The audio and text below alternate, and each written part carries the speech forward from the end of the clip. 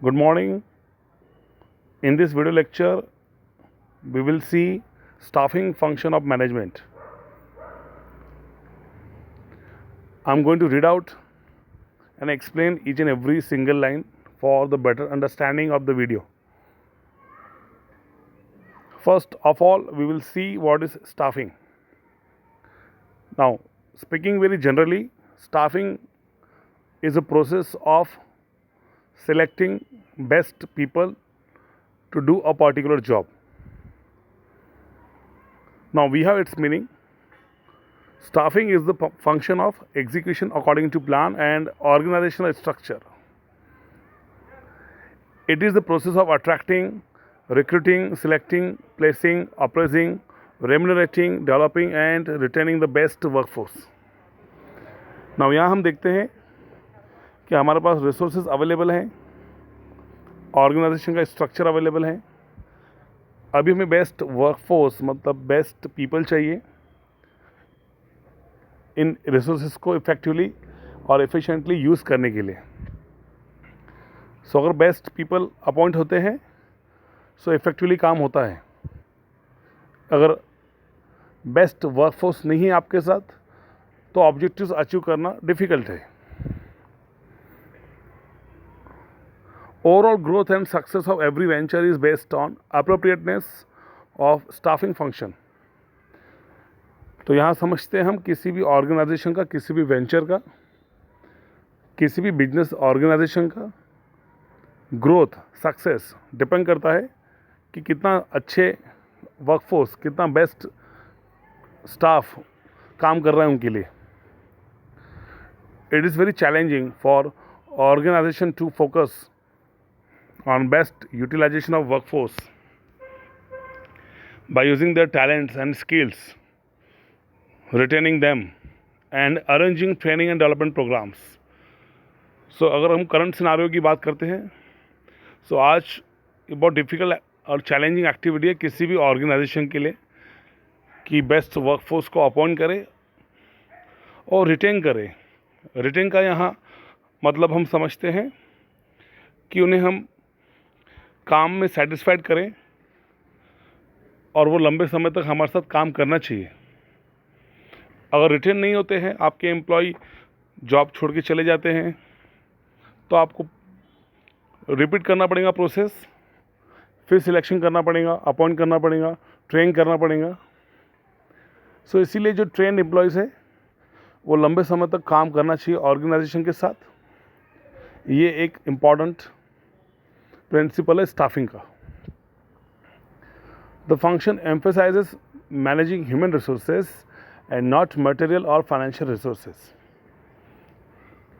The need of staffing arises since the initial period of organisation due to promotion, transfer, business expansion, retirement, resignation, accidents, death of employee, etc. Vacancies are created in organization. So ये सब regions है कि organisation में right from the beginning लोगों की आवश्यकता होती है, बेस्ट वर्कफोर्स का रिक्वायरमेंट होता है. In this context staffing function plays very important role in organisation. Right person at right job with right pay. Right person काम कर रहा है राइट जॉब पे with right pay. That means right remuneration, right salary, right wages is the basic principle of staffing. तो यहाँ पे आपको understand करना है right person at right job with right pay. This is very important while executing staffing function.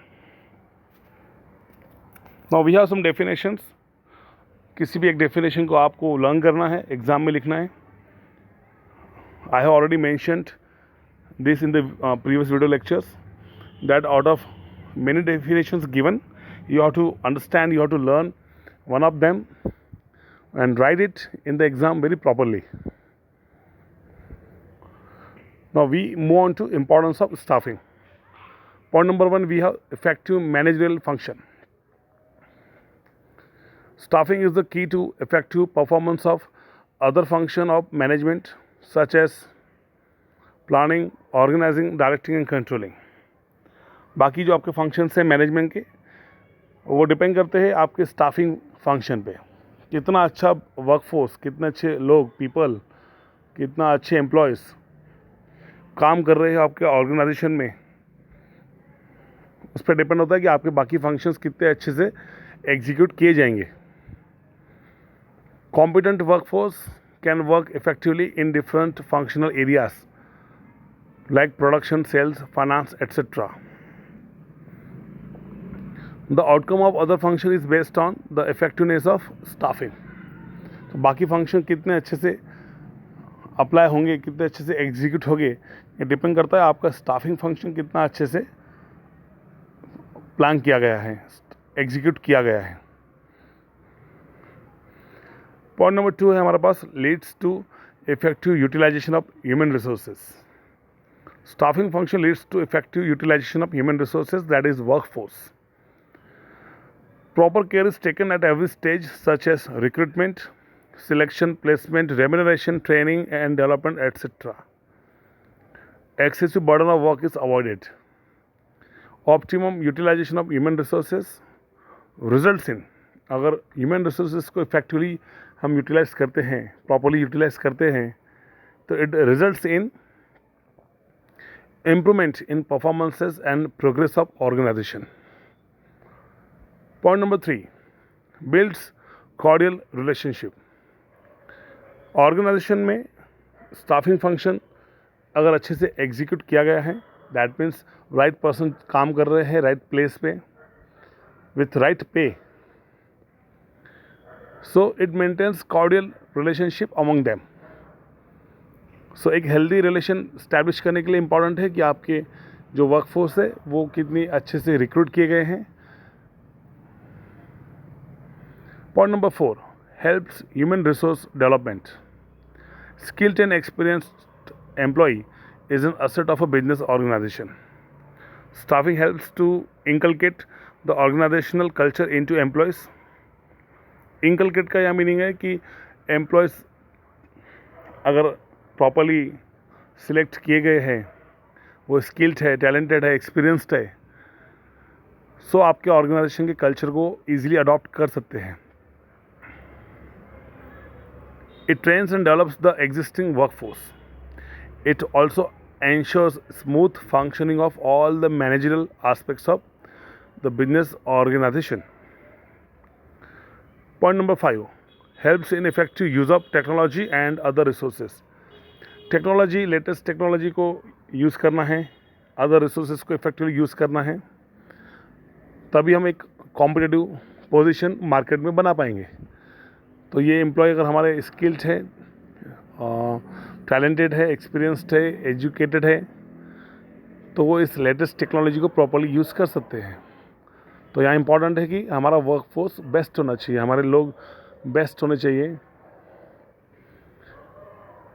Now it was all about importance of staffing. We have some more points that we are going to discuss in the next video lecture.